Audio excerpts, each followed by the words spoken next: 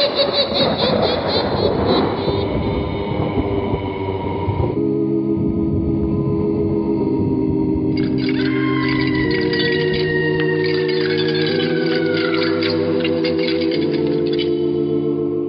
Mysterious Old Radio Listening Society podcast.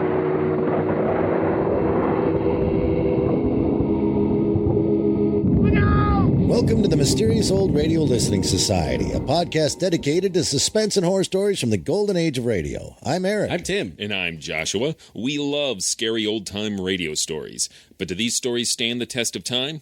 That's what we're here to find out. This week we'll be listening to A Helping Hand, an episode from the series called The Clock, hosted by Father Time. Lawrence Klee created the series, which premiered November 3rd, 1946, and concluded May 23rd, 1948, after 80 episodes. In 1947, the series moved from New York to Hollywood and enlisted director William Spear of Suspense and the Adventures of Sam Spade fame. The move was also accompanied by a change in actors, including Elliot and Kathy Lewis, as well as Jeanette Nolan. However, this episode was from December of 1946, when the series was still based in New York, written by Klee and featuring Gene Kirby, Hart McGuire, Wendy Playfair, Charles Tingwell, Owen Weingott, and Ossie Wenben. It's late at night, and a chill has set in. You're alone, and the only light you see is coming from an antique radio. Listen to the sounds coming from the speaker. Listen to the music, and listen to the voices.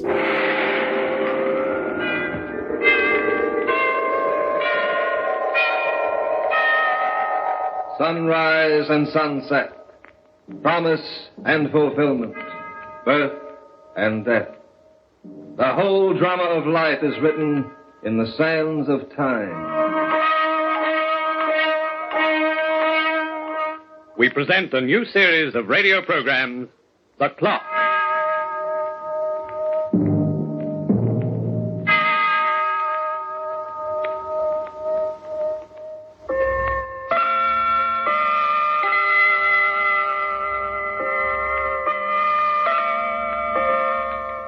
The wheels of chance, like the hands of time, move slowly. But time is more dependable. Chance is not only a gambler and a knave, it's also a playwright.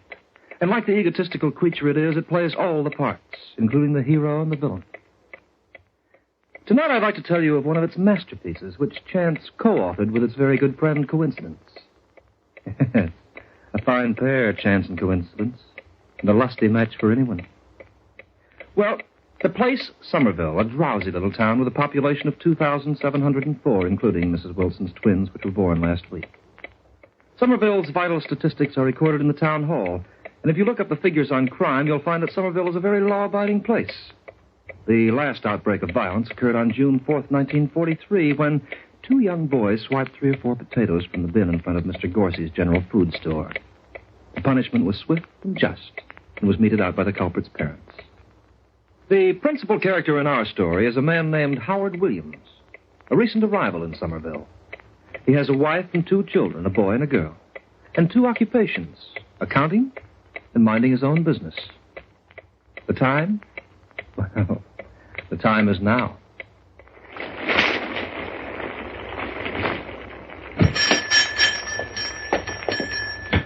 Oh, good evening, Mr. Williams. Good evening, Mr. Hawley.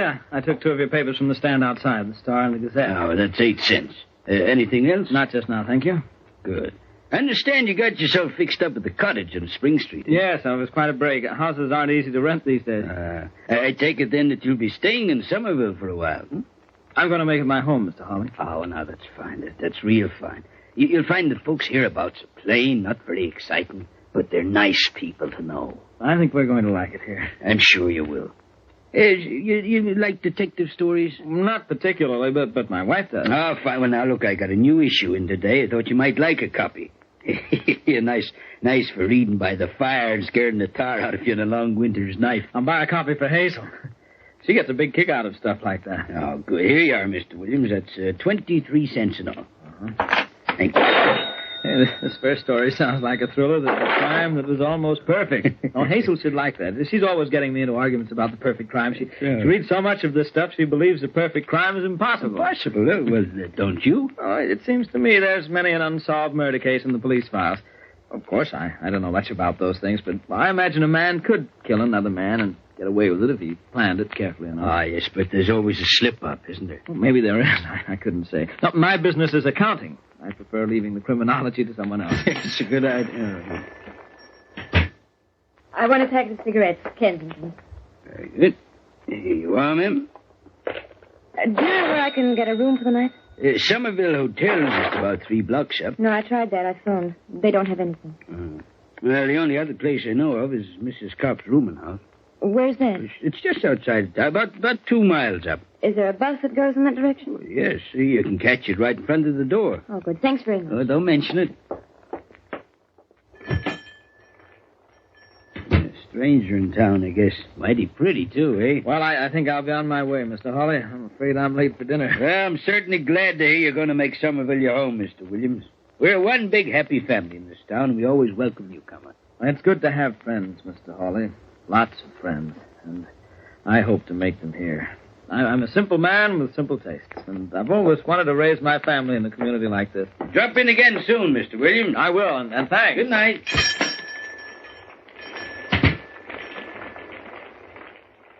The weather's awful, isn't it? It looks like we're in for a storm. It's beginning to hail.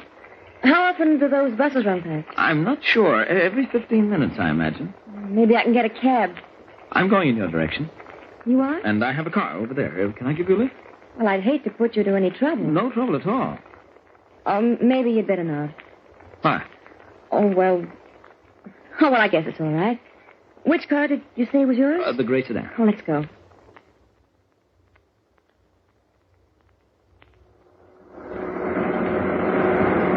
Do you mind if I stop at this gas station for a minute? My tank's a little low. No, it's all right with me. I'll fill her up, mister? Yes, please, and check the oil. Do you have a phone inside? Oh, yes, ma'am. I'll be right back. No hurry. Right tonight, ain't it, mister? Blowing up. Better watch the road out of town. This hail ain't gonna do it much good. Well, I'm not going very far. Say, your left front tire's kind of smooth. You better get it changed. I intend to buy a whole new set next week. Oh, can I take your order for it? I suppose you can. My name is Williams. I'll run by here on Wednesday or Thursday and let you put them on. Okay. Say, you're new in town, ain't you, mister? We've just been here a little over a week. Well, welcome to Somerville. Thank you very much. My name's Pete. I run this gas station. Anytime you need any advice about your bus, just drop in. No charge for advice to neighbors. That's very kind of you. Yep. We're a small town, maybe, but we get along nicely. City's a good place to visit, but it's no place to live. You never get to know folks the way you do here in Somerville. And they seem like worthwhile people to know. Well, I'll check your battery and your water. You ready? Just about. Look, I changed my mind. I'm not going to that rooming house just yet. Do you know where the turnpike is? It's a mile from here. But it's only a crossroads. Are you driving past? Yes. Then I'll get off there. But there's nothing up the turnpike. Well, Are you giving me a lift or aren't you? Why, of course. Then let's get going, and you can drop me off where I asked you to, at the turn.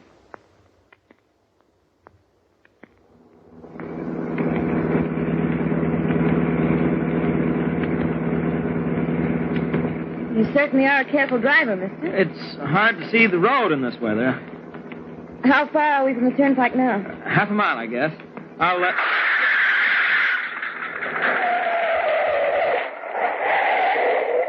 What's the matter? I'm almost afraid to look.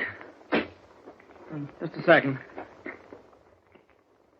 I thought so. What is it? Blowout. Oh, for heaven's sake. I'm sorry. I don't like it any more than you do. It won't do my clothes any good to get down in this mud on my hands and knees, but it looks as if I'm elected. Well, I'm leaving. Well... There's nothing I can do to help, and I'm in a hurry. The turnpike's up ahead, isn't it? Well, just keep walking. You can't miss it. If you wait a few minutes, though, I'll change this tire. No, I can't wait. Thanks for the lift. We'll be seeing you. Be careful. The road's very slippery. Well, I better get started. Looks like I'll be home a good deal later than I thought.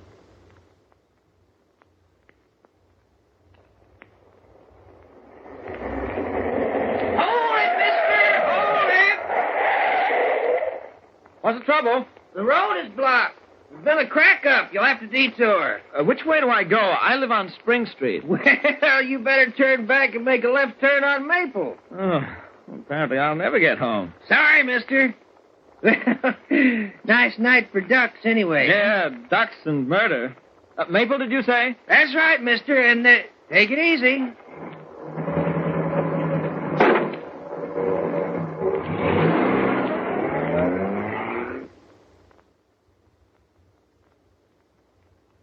Howard Williams, you ought to be spanked. Now, don't be angry with me, Hazel. I couldn't help it. We'll have to send those clothes to the cleaners immediately. I only hope they can get all the mud off. Well, it's nice to be home again in front of the fire. Is that robe warm enough for you, dear? Now, stop worrying, dear. I don't catch colds as easily as that. Howard, I met one of our neighbors this afternoon, Mrs. Harvey. Oh, she was awfully nice. She kept asking me if there was anything she could do to help make us comfortable. Everyone here seems to be that way, Hazel. It's going to be nice living in Somerville. After all we've been through, it'll be like making a brand new life for ourselves. You promised me you wouldn't think about what happened.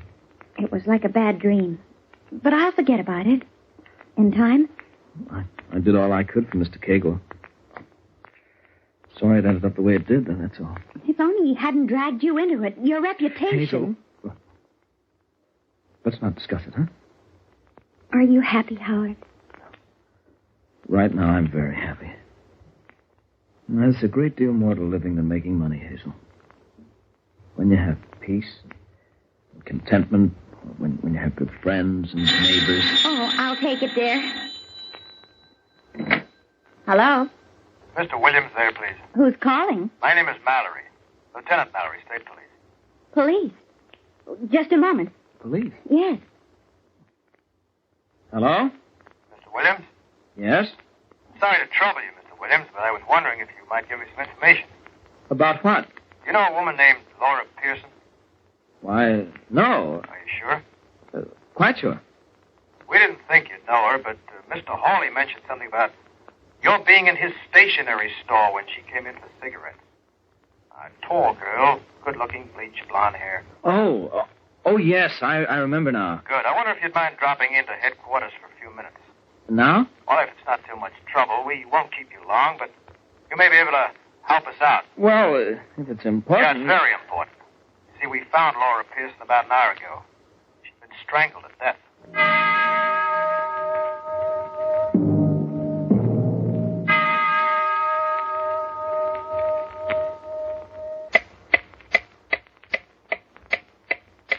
Yes, the town of Somerville is very small, and you'd never find it on the map.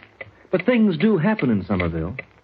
On this particular evening, for instance, at exactly 8:45, Howard Williams stepped into Lieutenant Mallory's office at police headquarters and was formally introduced to fear. Sit down, Mr. Williams. Sit down. Do you remember Pete, the owner of the gas station? Oh, hello, Pete. Hello. Pete told me you'd met a couple of hours ago. He's the guy, Lieutenant. She was riding with him when he stopped for gas. According to Pete, Mr. Williams, Miss Pearson was seen in your car just before her body was found. I could have told you that myself if you'd asked. Naturally. How did you come to pick her up, Mr. Williams? I didn't pick her up. No? I gave her a ride. Oh, I'm sorry. I'm afraid I put it in the wrong terms. Exactly what occurred between you and Miss Pearson this evening, Mr. Williams? Well, I met her outside the stationery store and offered her a lift to Mrs. Carp's. She made a phone call at the gas station. Is that right, Pete? I guess so. Well, of course it's right. Why should I lie to you? Oh, I beg your pardon. I didn't mean to infer that you'd lie. Please go on with your story. Well, that's about all there was to it. Instead of going to Mrs. Carp's, she asked me to drop her off at the turnpike. Oh, why? She didn't say why. Mr. Williams, the turnpike is over a mile from Mrs. Carp's. That's an odd place for a young girl to go in weather like this. Well, it wasn't any of my business why she was going there. And I didn't ask her. I only... Just a minute, please. Flanagan, send Mr. Hawley in.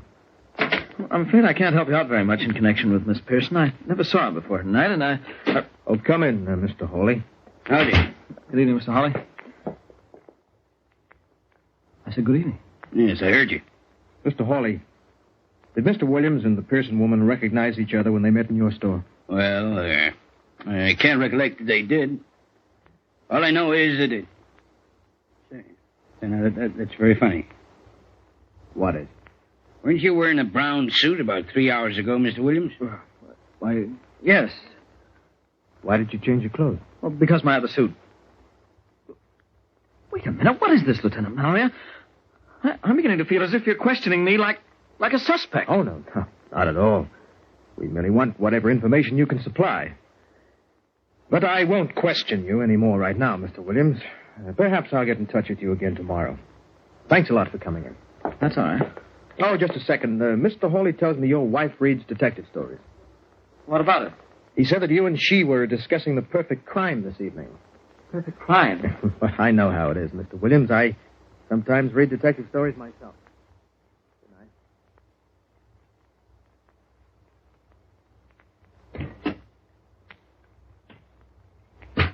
What happened, Howard? I don't know. He questioned me about this girl. And that was all. They certainly don't think that you had anything to do with it. Of course not. I saw her before the murder, so naturally they want me to give any information I can. I never even met the girl before. It's ridiculous. They haven't got anything on me. They can't prove anything. Hazel. Yes, dear? You know I had nothing to do with this, don't you? You don't have to defend yourself to me, Howard. Defend myself? What? Yes, that's what I'm doing now, isn't it? Defending myself. Just doesn't make sense. I have nothing to defend myself against, Hazel. Have I?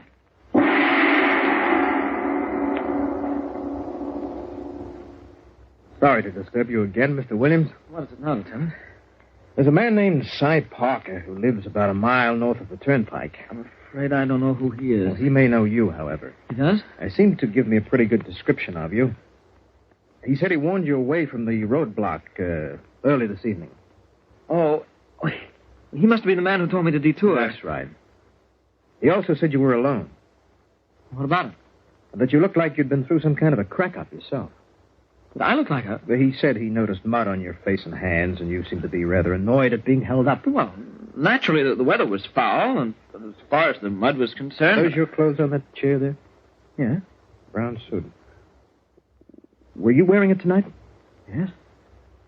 Muddy, isn't it? Well, I had to fix it a flat tire. Ah. Mr. Williams, you'll have to return to headquarters with me. What for? Well, there are 2 or 3 loose ends that have to be cleared up. Loose ends? What do you mean? When we found Laura Pearson's body, her clothes were also covered with mud.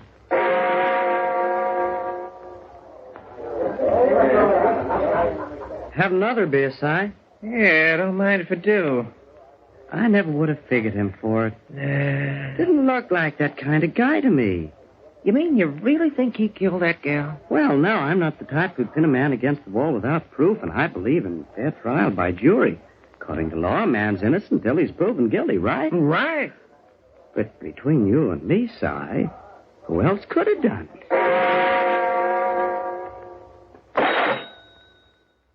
Yeah, nice sort of way he looked at her when she come into my store, I tell you. I don't care if he never seen her before.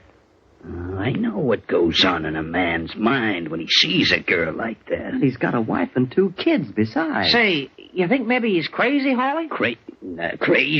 Look, a lunatic don't plan a killing the way he planned this one. Look at how slick he did it.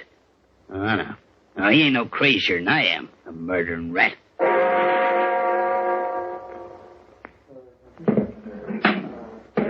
Well, Judge, he was sitting with this woman in the car, and it seemed to me they knew each other a lot longer than he said he did. Anyway, he told me to fill up his tank, and I figured he was going for a ride, a long ride, with her. He was as nervous as a cat, Judge, and dirty as a mongrel, too. He kind of stared at me when I mentioned something about the weather and said it was a nice night for murder. He talked like he knew a lot about crime, Judge. We had this argument about the story, see, and he said to me, wait till I get the words right. He said, I imagine a man could kill another man and get away with it, if he planned it carefully enough. When the body was examined, the coroner concluded that she'd only been dead for half an hour. He filled his gas tank at 7:10. Cy Parker steered him away from that roadblock at 7:40. It's only a 10-minute drive from the gas station to the roadblock at the most, but apparently it took Williams almost 40 minutes. We also discovered that the defendant had been involved in an embezzlement case in Chicago. He was acquitted. He left the city soon after. And it is the judgment of this court, Howard Williams, that you be sentenced to hang by the neck until you are dead.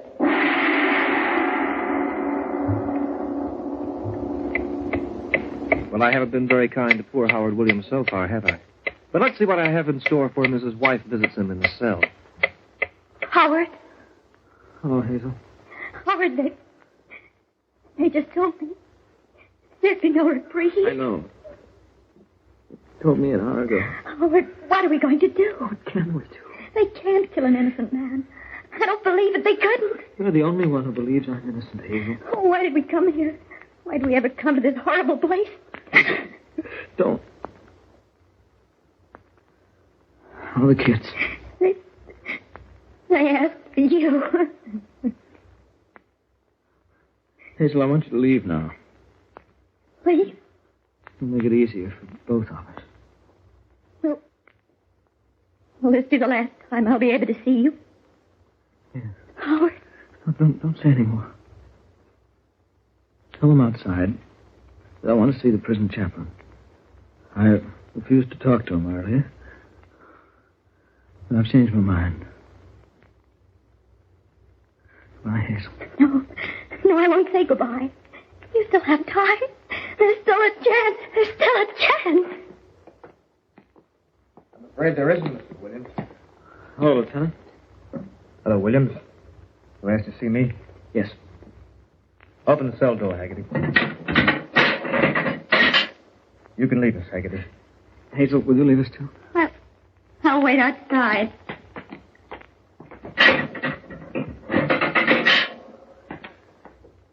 Pretty tough on her. Yeah, even tougher than it is on me. I'm sorry, Williams. Mallory, I have a favor to ask you. Yeah? What is it? One day, Mallory, you'll find that I was innocent. Will I? You're a good detective. One of the best in the state. Something will turn up. Something that'll make you think. And reopen this case. Perhaps. All I ask is that when you do hit on new evidence, you'll prove me innocent. It won't do me any good, I know, but at least my name will be cleared. And my family will be happier. I see. I know it's a lot to ask, but I swear to you that I didn't murder that woman. I'm going to die in a couple of hours, and I wouldn't lie at a time like this. You've got to believe me, Mallory. I'm not guilty. I believe you, Williams. You do? I not only believe you, but I'm sure you're telling the truth. You're sure? Did you say? Yeah. But how can you be sure? I mean... It's very simple. Simple? Uh-huh. I know you're innocent because I also know who killed Laura Pearson. Well, then why didn't you tell him? Why in the name of heaven don't you tell him that you know? I can't, Williams. You see, I killed her myself. What? I was the one who called. She called that night from the gas station. I was the one she met, Williams, at the turnpike. No. She deserved to die. She was a blackmailer, a cheat. She wouldn't take no for an answer when I told her we were through. I have a family of my own to think about. You'd tell me that now. You wouldn't expect me to mention it in the courtroom, would you? Yeah, I killed Laura Pearson. There are only 2 people who know about it now, Williams. And after tonight, there'll only be one. You're wrong, Mallory. Wrong? There's someone else you didn't count on. He's just outside the cell door. What? Did you hear what he said, Chaplain? Did you hear? Yes, I heard. Chaplain, as a man of God, you've got to keep a confidence. You can't tell them. You won't. No, Lieutenant. I won't. But you will, my son. Yeah, you're right, Chaplain. I guess I will.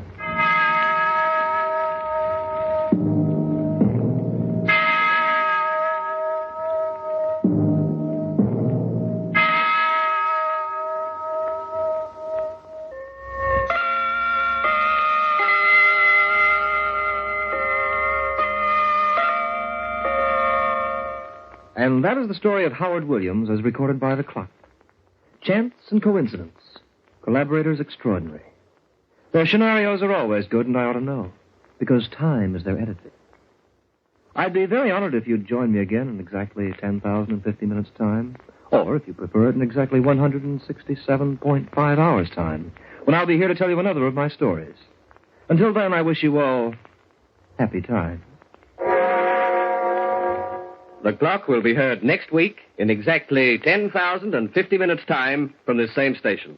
Written by Lawrence Klee with Hart McGuire as narrator, you heard Charles Tingwell as Howard Williams and Ken Wayne as Mallory. Others in the cast were Wendy Playfair, Joe McCormick, Don Crosby, and June Salter. The Clock, directed by John Saul, is a Grace Gibson radio production.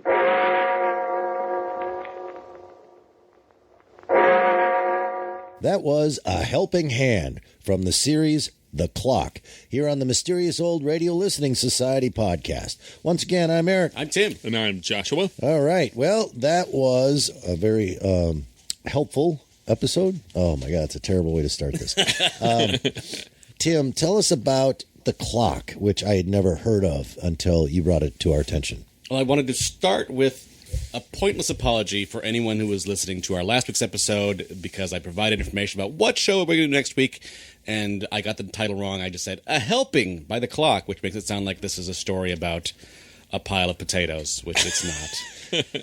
That out of the way. Is there an old radio broadcast about a pile of potatoes? Because we should do it. That'd be great. It's probably an Arch Obler episode, I'm sure. Comes alive and attacks the city. The Clock, I'm kind of surprised we haven't gotten to it yet already, just because it was sort of a big deal, particularly after the move to Hollywood when William Spear took Thank you, over? that's the man took over, yeah. He was a well-reputed master of suspense. How many episodes of this were done? Of The Clock? 80. Wow. Did you know about it, Joshua? I'd heard of it. I've never heard an episode. I'd never heard of it. It was not highly reprinted, so most of my knowledge of old radio comes from whatever was put onto vinyl or onto cassettes or I Right. could find in the library when I was young. Now everything's at your fingertip, and it's a little overwhelming. Yes. The quality of the preservation of it, it sounds like it was recorded yesterday. As you get past 1945 is when that about starts, before the hissing and popping goes away completely in what episodes we have left. So I really enjoy that. And then sometimes I think, oh no, when it's clean like that, did Tim pick something else from 1982? Some guys in Australia who have disappeared from the face of the planet and there's no record of their show anymore. I'll do it. One thing I was immediately struck by was the narrator and the tone. It reminded me so much of a chipper Rod Serling kind of quality to the way he talked in his dialogue. And I read other places that the narrator was supposed to be Father Time, but they never say that explicitly in the opening. And he sure doesn't sound like your idea of what Father Time would be. He's like a personification Junior of time, but... Wait, what does Father Time sound like in your head? Like an old man, like Gandalf from Lord of the Rings. Like, which one was Gandalf? he's the little guy with the big feet. No, he's one of many guys with a white beard. Yes. Yeah, I was going to ask that same question because you said in the intro, Father Time. I was like, wait, what? I didn't. There's no reference to him being Father Time. The character of the narrator does present himself as a personification of time, but Father Time seemed like a little bit of a misnomer. Yeah, I'm nitpicking. I thought it was really neat. I loved the ticking clocks behind it. I loved the sort of bemused quality he had, but he wasn't like the other narrators of the time. He wasn't trying to be ominous or scary. He was just like, well, somebody's screwed. It was a little whimsical. Time's going to get you. and I thought quite well written. So why did you pick this one? I was flipping through, as it were, a few different episodes of The Clock. And that was kind of before I knew there was this break where the cast switched. And so I was listening to more of the later ones, and this one sort of stood out to me, which... Right. It stood out to you because of the performances? Yes, because of the performances, which... not that I would necessarily say it was better than the later ones, but just because I had heard a few of the later ones, it seemed very strikingly different. The tone of the actual narrative is weird in a way that appealed to me. Mm-hmm. And I have to phrase it like that because I want to acknowledge it's weird, but I like it. In what way? I want to see if we are on the same wavelength here. In building a suspenseful story based on how well things are going. establishing how perfect this town is to make you go, what is wrong with that town? There's this general sense of unease that it's too good to be true. There are little weird moments that make you suspect everyone and everything. It just creates an atmosphere where you know something is going to go terribly wrong. And it stretches that tension out so long that you eventually like, is there a plot or is this just weird? And there is, which I was happy to discover. There's a thing that wraps up and it all makes sense. I would say that it is both its strength and its weakness. It goes so long before it points you in the direction of what the real plot's going to be that I had enough time to build up so many different ideas in my head that ultimately I was kind of disappointed because it's pretty run-of-the-mill by the time it kicks in. And there's strangely no suspense involved in the actual plot once it's revealed. All the suspense is in this vagary at the beginning, which I loved. Because there's just all these moments that, he picks up a strange woman. They discuss murder in a dime magazine. They stop at a gas station. And a little bit of hint of, like, this is his second chance, and he's had some bad past. And then very few of them really connect up. And there's no real foreshadowing of the cop. No. Who just shows up. He's not part of any of this suspicious behavior. He shows up out of nowhere later. And I guess part of me goes, do I like that? Do I not? I can't decide. But in the moment, I was disappointed by it. Right. First of all, this preys on a huge fear of mine, and that is the idea of... helping women. Well, yes. I live with this fear of when things are going really right and well, even in the moment, I hope the other shoe doesn't drop while we're having fun right now. Or, well, this place I moved to seems really nice. And I've had it happen in the past where I've moved into a place, an apartment or something like, this is perfect. I looked at all these different places. It's great. And it goes well for a while. And like 2 months later, there's actual trolls that live next door. And then it all falls apart. And then you start to think, I don't want to ever embrace anything because so many times it's turned out not to be as great as I thought it was.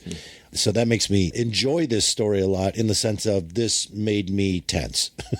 Because them, as you said, them walking around during this whole first 15 minutes of, isn't this place great? And it's not great. I will say this, I didn't see the murder coming. I thought it was going to be a town of people who were really, really nice because there was some kind of scary underlying something was wrong with the town. Yeah, that was definitely one of the theories that popped into my head, too. Right. I thought maybe it was a red herring, and it did turn out to be a red herring all the times that Mr. Williams mentioned murder. I don't know why he would say, it's the kind of weather for a duck or murder. Like, just don't add or murder to everything you say. That'll always come and work against you. To imply the knowledge of this is terrible weather for murder. We got to wait till next week.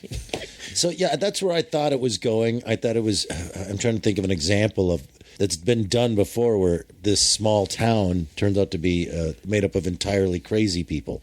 And they seem okay. Although it is interesting because they turn on him so hard and so fast once they think he's maybe a criminal. Right. Yeah. I mean, they testify against him. They won't look him in the eye. I mean, I suppose if you actually thought someone just ruthlessly murdered a woman, you wouldn't be kind to them. But it doesn't take much for them to just spread the word, to convict him just in the court of public opinion immediately. And I think that was intentional, that this lovely town they were so happy to be a part of immediately turn on him. The other thing, though, Joshua, is the circumstantial evidence was pretty good. It's true. I mean, they did turn on him, but who else could have done it? And some of it they didn't answer, because there's a scene in the court where there was a 10-minute drive that took him 40 minutes. Wasn't that because he had to change the tire? Yeah. Oh, you're right. Never mind. See, I was like those small-minded townspeople where I'm like, guilty, burn him, hang him. Conversely, though, I enjoyed being sort of delighted by, necessarily admiring, of the town turned on so fast. But the police were a murder suspect. Just give him a call, see if he wants to come in. Yeah. That's how they operated. Well, that was the other thing on the telephone call. He said, we want to talk to you about something. And he's like, what is it about? And then he does something very unpoliceman-like. Oh, well, that woman, she's been strangled. You would never give that information out over the phone to someone in the middle of an investigation. However, retroactively, we know that he's fishing around to see if he can hang this on somebody. this crime because he's the guy who did it. So any of his odd behavior comes into focus until the very end, in which just merely seeing a chaplain makes him give up and confess, which was a sort of tired trope, crumbling under some sort of religious conviction. He's a guilty Catholic or something. It seems weird to me. That comic book apologist within me that struggles to find reasons for things that don't really warrant reasons. Finds nothing, right? It grabbed on to the idea of the chaplain was saying, like, no, I'm not going to tell because you're going to, because if you don't, I will. I imagine the chaplain had a gun. Yeah, that works well, too. All right. Yeah, I completely disagree with what you just said. Groovy. I think what the chaplain was saying is exactly what Joshua was alluding to, and that is he said, you'll do the right thing. You know it's right, son, and your either Christian upbringing or your conscience or something, you know you're not going to follow through and watch this man hang for this. It's too bad that the chaplain didn't show up when he was strangling the woman. I think he was saying, you'll do it. And he went, God, you're right. I'm not going to. I think that's what it was intended. Tim's trying to rescue it from the abyss. And it might be in the performance of, like, yeah, I guess I will. It seemed rushed. Okay, we got to wrap this thing up. You're going to do the right thing. You're right. You got me. And it's too fast of a conclusion. You're right. It's the rhythm that's off. The rhythm goes off because it needs to drag out. But I'm sure it was a time thing. But here's how I rewrote the ending for them that would have worked for me. Dear Mr. the Clock. Yes. Dear Father Time. If he tells him, I killed him, and goes, and then the guy starts freaking out and going, oh, my God, and no one's going to know, and the chaplain walks in and says, I was right here, I heard it. Boom, you end it there. Boom, we're good. Or the chaplain walks in and goes, I murdered her too.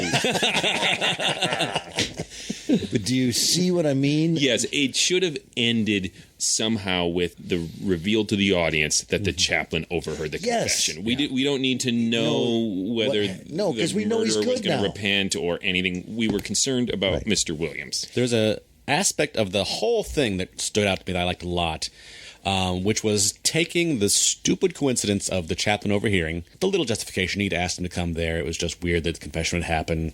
Confession is the wrong word. No, it's the right word. Anyways, I'm going to go back to by normal narrative standards, a big coincidence that, this guy confessed to doing the murder just as the chaplain's outside, but this story takes the whole aspect of coincidence and makes it kind of the point of the story. You're right. With that introduction of chance and coincidence. Right.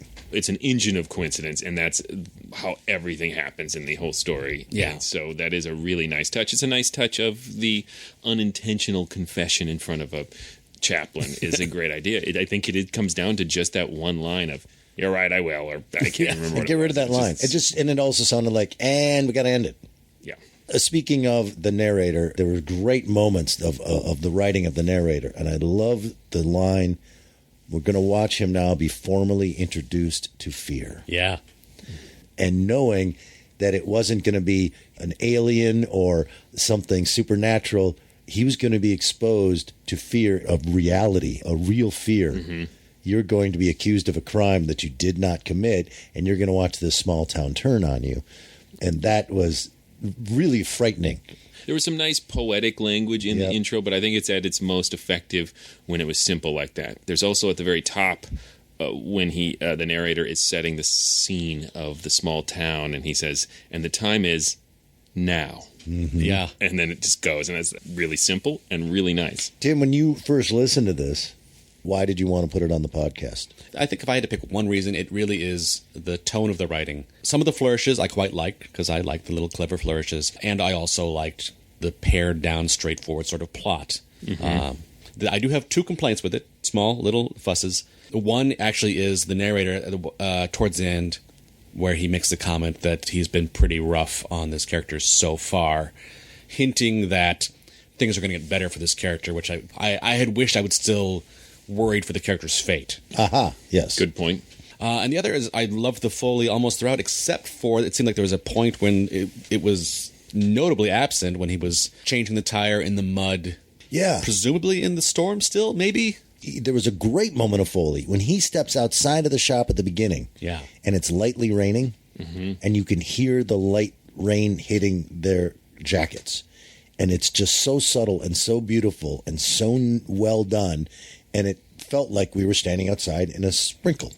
Yep. And they had said hailstorm is coming, so you're thinking this is going to be a Foley fiesta. Throw some marbles on a garbage can lid. Here we go. Yeah, right. And the mud was such an important theme or important plot point later that I just wanted to hear the splop, splop, splop. Yep. Wait, was that Sean Connery making mud noises? Is that slop, slop, slop? Your mouth is a human Foley machine. That was identical to what mud sounds like. Yes, thank you. Any other thoughts, gentlemen? I enjoyed this a lot, and it makes me want to binge, to use a modern term, on the clock. Oh, I can't wait to listen to more of these. And when you said 80, because I didn't do any research, I just kind of sat down and started doing the podcast. When you said 80, I was really happy. That means we get to do more of these for the show. Oh, yeah. I don't know if all 80 still exist, but a lot do. Only 4. I hate when that happens in this old-time radio thing. Let's vote. I think it definitely stands the test of time. I wouldn't call it a classic, but I particularly love the atmosphere in the first 20 minutes. I just love listening or watching something where I have absolutely no idea what's going to happen next. And for the first 20 minutes or so, I was just like, what is this? Where is this going? But in the best of possible ways. I agree with that almost exactly verbatim. It was such a perfect little thing to me of this friendly interaction in a drugstore, buying some newspapers for pennies, 8 cents or whatever it was for all the newspapers I can carry. And then just and maybe a little detective thing for the wife and a little mention of the perfect murder and the perfect crime. And I'm hooked. Yeah. I guess I wouldn't say it's a classic because it is kind of an old trope. Falsely accused of a crime, confession of the real killer because it's the right thing. But I thought it was extremely well done. And I enjoyed watching it. In my head. I watched it in my head. I enjoyed listening to it a lot. So I won't say classic, but stands the test of time for sure and would recommend it. And there you have it, right? Awesome. Hey, if you want to learn more about Tim and the other things to do with Mysterious Old Radio Listening Society, please go to ghoulishdelights.com. There you will find other episodes of this podcast, as well as updates about things that we do live, because we do live things in the Minneapolis-St. Paul area. That is ghoulishdelights.com. Live things. Live things on stage. We do recreations of old-time radio shows. There's things I don't tell you about. Yeah, it's not a peep show, listeners. Right. Just to be really clear. Live things. Here's my tarantula collection. I don't know why that's in my head. To the My Three Sons theme. That's my tarantula show. Wait. That is exactly what we're going to do. The listeners don't know this, but we have to write a show after this recording, and I think we just wrote it. You know, I was going to say go to iTunes and write a review, but maybe you should wait for the next episode. But at some point, write a review on iTunes because we really appreciate it. Yes, do it because we need that. All right, Joshua, what is next? Oh, next week we kick off a series of slightly Christmassy episodes, and I have chosen an episode of The Shadow called A Gift of Murder.